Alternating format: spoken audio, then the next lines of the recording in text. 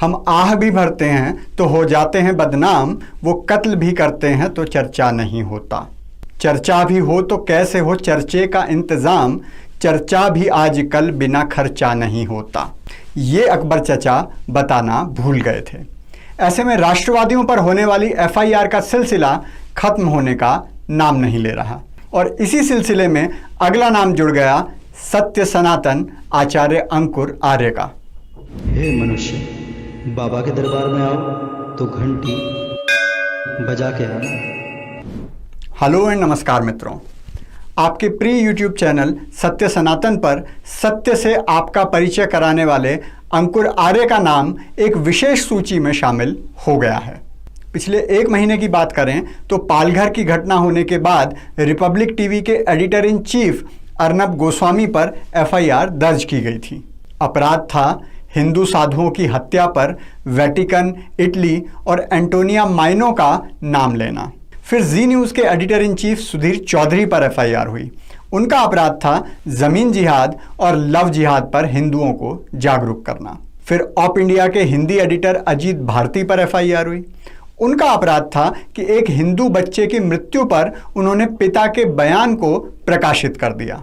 Op India English editor Nupur Sharma के खिलाफ भी एफआईआर हुई और उनका अपराध तो बस इतना था कि वो बंगाल में रहती हैं।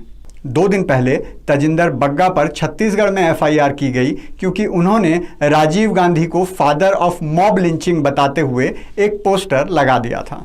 और अब लेटेस्ट न्यूज़ आई है कि सत्य सनातन यूट्यूब चैनल से अंकुर आर्य पर राजस्थान के अजमेर में एफआईआर की गई है। अच्छा, डिटेल में जाने से पहले एक बात पर ध्यान दिया आपने? ये सारी एफआईआर जो हो रही हैं वो कौन से राज्यों में हो रही हैं? अर्नब महाराष्ट्र, छत्तीसगढ़, सुधीर केरल, अजीत भारती बिहार, नुपुर बंगाल, तजिंदर छत्तीसगढ़ और अंकुर आर्य राजस्थान। मतलब देश में भावनाएं किसी खास पार्टी या उसके सहयोगी दलों द्वारा शासित राज्यों में ही आहत हो रही हैं। हाँ, हम आपको बता दें कि इन सब का राजनीति से कोई लेना देना नहीं है। अब सत्य सनातन की एफआईआर पर आते हैं तो हमें तो एफआईआर का कुछ खास समझ भी नहीं आता। मरुधरा टाइम्स टीवी नाम के एक चैनल के माध्यम से ये जानकारी सार्वजनिक हुई। उसमें बताया गया है कि ये मुकदमा अप्रैल 2019 की एक वीडियो के संदर्भ में दर्ज किया गया है, लेकिन जो वीडियो क्लिप उन्होंने दिखाई उसमें उन्होंने 2 दिन पहले का अंकुर द्वारा लिया गया स्वामी यति नरसिंहानंद सरस्वती जी का एक साक्षात्कार दिखाया गया है। इस न्यूज़ का फेसबुक लिंक आपकी स्क्रीन पर है और आप नीचे डिस्क्रिप्शन में भी देख सकते हैं। इस साक्षात्कार में स्वामी जी ने अपने चिर परिचित अंदाज में ख्वाजा पर अपनी बेबाक राय रखी थी। लेकिन अगर ऐसा है तो एफआईआर तो स्वामी जी पर होनी चाहिए थी ना, अंकुर पर नहीं। अब इसका तो एक ही कारण समझ आता है, स्वामी जी पर पहले इतनी एफआईआर हो चुकी हैं, उनकी सेहत पर तो फर्क पड़ता नहीं, इसलिए अंकुर जी पर एफआईआर की गई है। और ये वीडियो या साक्षात्कार तो अभी लिया गया है जिसमें धर्म गुरुओं द्वारा अली मौला के प्रयोग के संदर्भ में ये सब बातें कही गई हैं। तो फिर अप्रैल 2019 की बात कहाँ से आ गई और अंकुर जी की कहाँ से? खैर, वो तो स्पष्ट हो ही जाएगा, लेकिन एक बात मुझे आज तक स्पष्ट नहीं हो पा रही। एक अभिव्यक्ति की स्वतंत्रता नाम की चिड़िया हुआ करती थी, वो आजकल कहीं नजर नहीं आ रही। और ऐसा नहीं कि वो पूरी तरह से ही विलुप्त हो गई हो। भगवाधारी योगी आदित्यनाथ के राज्य में जब कोई कुछ कहता है वहां ये अभिव्यक्ति की स्वतंत्रता वाली स्कीम काम करती है। जेएनयू में जब कोई महिषासुर शहादत दिवस के पोस्टर छापता है और उसमें दुर्गा माँ के लिए अपशब्दों का प्रयोग करता है, तब भी अभिव्यक्ति की स्वतंत्रता की स्कीम चालू रहती है।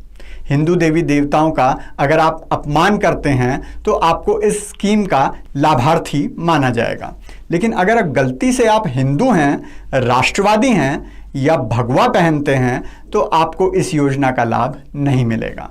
आपको भावना आहत करने का अपराधी माना जाएगा। आपके बारे में न्यूज़ चैनल्स की कवरेज की जाएगी जिसमें आपका पक्ष भी नहीं पूछा जाएगा। आपके ऊपर संपादकीय लिखे जाएंगे और आपके नाम से पूरे देश को असहिष्णु बताया जाएगा।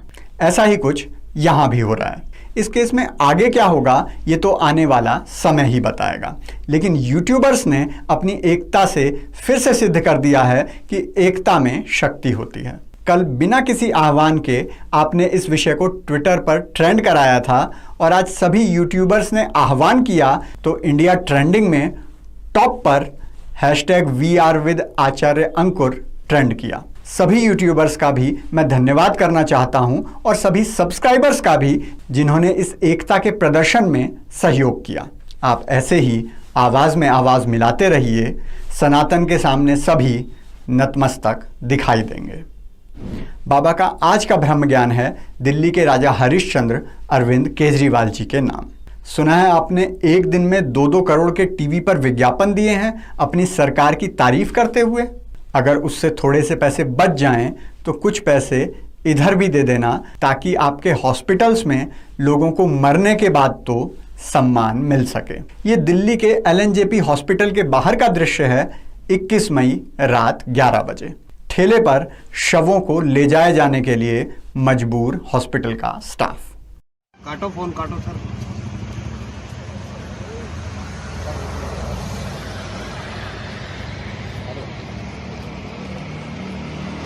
अगर आप भी अजमेर की सच्चाई दुनिया तक पहुंचाना चाहते हैं तो कृपया लाइक, शेयर, कमेंट और सब्सक्राइब जरूर करें, क्योंकि खुशियां बांटने से बढ़ती हैं।